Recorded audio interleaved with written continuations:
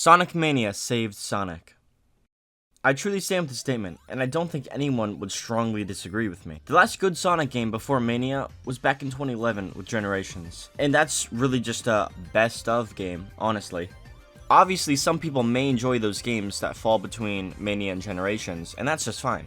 But the overall census is that they did not meet the standards. It took the Sonic team 6 whole years to give fans another good game. Oh, wait. Sonic team didn't make this one. So who did then? And how did Sonic Mania save Sonic? Let me explain. To start off, let's look back at the games that released in between Generations and Mania. We got 3 2D games and 2 3D games. I'm only really counting like the main games, not spin-offs. I really wanted to include Sonic Forces here, but it came out 3 months after Mania, so unlucky. Of these 5 games, 3, count 'em, 3 are Sonic Boom. An idea Sega really wanted to catch on, and while the show was pretty well received, the games... I guess this one didn't do too bad, but still not what we're looking for. Something about Sonic Boom's designs, for everyone, honestly, really just rubbed me the wrong way. I never really liked the look of it. I mean, the writing was always pretty good. The show was pretty funny, honestly, but just wasn't for me. It all comes down to this one penalty kick. Can the young woman break the glass ceiling and prove once and for all that a female can be just as good an athlete as a male? You know, Amy, anytime someone calls attention to the breaking of gender rules, it ultimately undermines the concept of gender equality by implying that this is an exception and not the status quo. The 2 games that were not Sonic Boom were Sonic 4 Episode 2, which was just a really weird and awkward point in the games. Both the Sonic 4 games were mistakes. I'll just say it, they did not need to be made. Nobody wanted that. And the other game was Super Sonic Galaxy. Sonic Lost World, sorry. This was Sonic Team's take on Super Mario Galaxy, if it wasn't obvious enough. Lost World was also pretty awkward, to say the least. Apparently, some people liked it, some people didn't. It's kind of mixed. Honestly, just like Sonic Boom, I found the Wii U in all of its games to be awkward, but I know that's just me. I know that's completely just me. Not all these games were received super negatively, but none of these games were that iconic Sonic feel like we got in Generations. Sonic needed a hero. Sonic needed Chris Whitehead.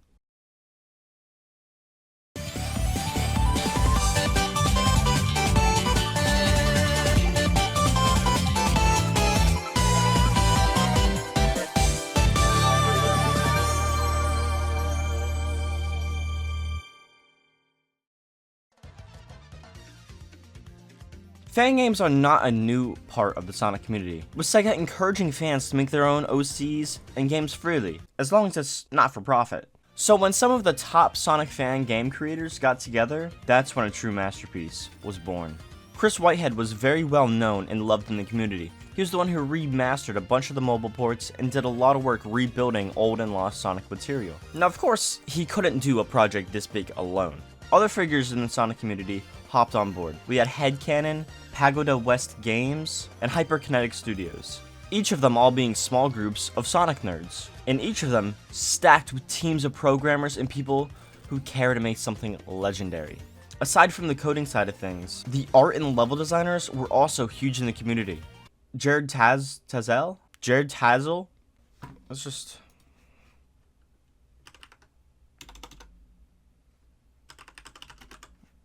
Hold on. Jared Castle. Jared Castle. Jared Castle was the lead designer along with Taron Costello and Brad Flick. Art direction done by Tom Fry, and finally music done by T. Lopes, a man who started off making Sonic remixes for fun, and now consistently helps compose the games. With such a stats cast full of people who love and care for not just the game but the characters as well, Sonic Mania was destined to be a hit.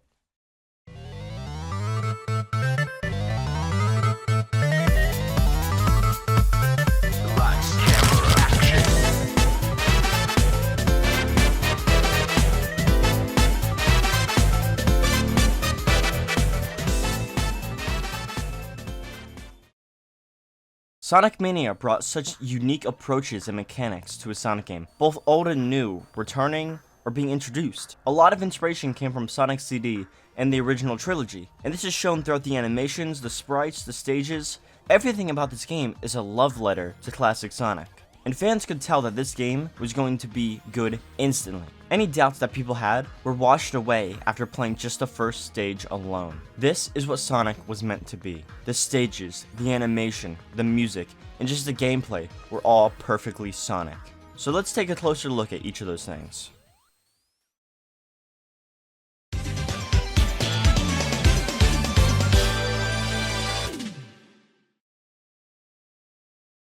Sonic Mania was a celebration of 25 years of Sonic, so Sega asked Whitehead to use some fan-favorite zones in the game, but they didn't tell him how to use them. The Sonic Mania team took these zones and remixed them into something that played and felt entirely new. Truly an incredible feat to pull off, adding zip lines to Green Hill, turning Chemical Plant into a vertical stage. Everything felt great and new. Not to mention that all these original stages for the game were just as good, if not better, than the remixed ones. For example, Studiopolis, everyone's favorite zone from this game. It's full of references, Easter eggs, fun mechanics, and speed. It's also just super appealing to look at. I mean, just look at it. Every stage in this game has multiple routes to take, and they're split into 2 different acts, with Act 2 being a lot more intense and will introduce some new features or obstacles for the player. These aren't short stages either. On average, they would take me upwards of 5 minutes, compared to Generations or even Frontiers, which would usually take me about a minute per stage. These stages just feel a lot more full and thought out. If you played this game, I don't need to explain why the level design is so perfect. But if you haven't played this game yet, what are you doing here? Why are you watching this video? Go play the game. Don't listen to me talk about it. Go experience these beautiful stages for yourself.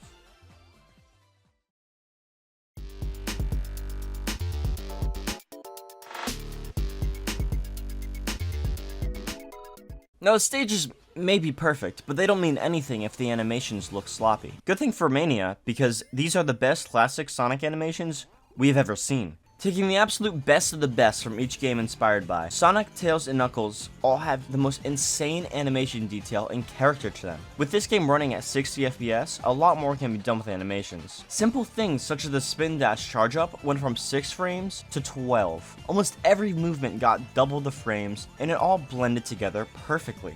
I know I've used that word perfect a ton in this video, but that's the only way I can describe this game. They took all the cute characteristics from classic Sonic and added to them, from the shading of the sprites to the expressions on their faces. The Mania team brought back the Sonic that fans remembered most. His full speed sprint, his rotations, his idol, all put such a huge smile on my face. Not to mention just all the character shown in everyone. I'm gonna link a video in the description going over all the animations from each Sonic game. Mania is in there and you should really check it out.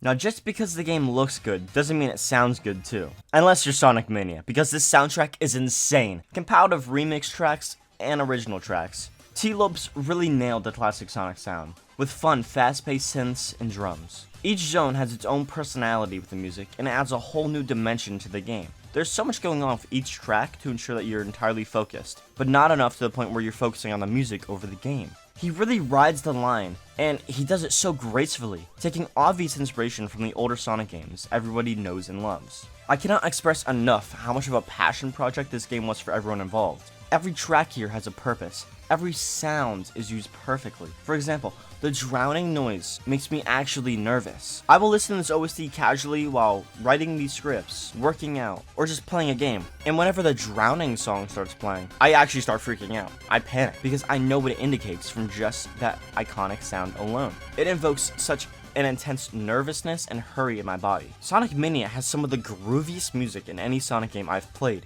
Easily one of my favorites from any video game to date. If you don't want to play the game, at least listen to the soundtrack.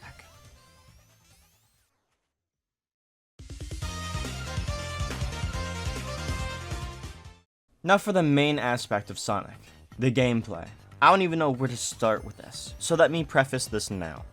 I'm awful at 2D Sonic, and I prefer the boost games. With that said, Sonic Mania is the best classic Sonic to date. The speed, the jumps, the boosts, everything is perfected here. I'm really beating a dead horse by calling everything perfect, but like, come on. The longer length of the levels really adds to the gameplay, allowing you to experiment more and just get up to insane speeds. And when you do get up to those insane speeds and the game plays for you, it honestly feels great. I tried explaining that to my friends, but they don't get it. They haven't played Sonic.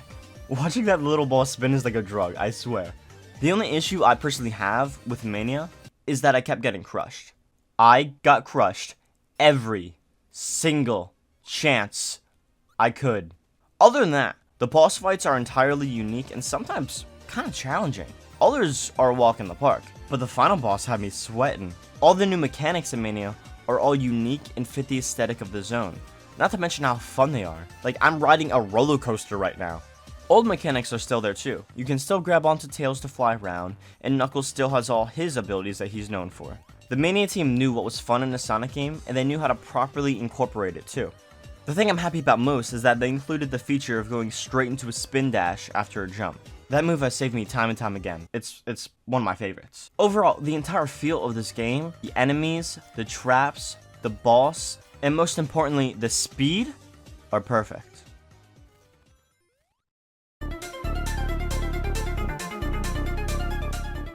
I mentioned this earlier in the video, but Sonic Mania was truly a love letter to not only just Sonic, but to the fans. Chris Whitehead, Headcanon, Pagoda West Games, and Hyperkinetic Studios all made this game a reality. Something so surreal people didn't think it could be possible. The Sonic Mania team saved Sonic. And if you didn't think that before, I really hope that this video made you think otherwise. Sonic was really going through a rut before this game came out, and Sega even looked at this game for inspiration for future titles such as Superstars. If you're still watching this video and you haven't played Mania, I hope you give it a chance. Thank you to the Mania team for making this game a reality, and thank you guys for watching.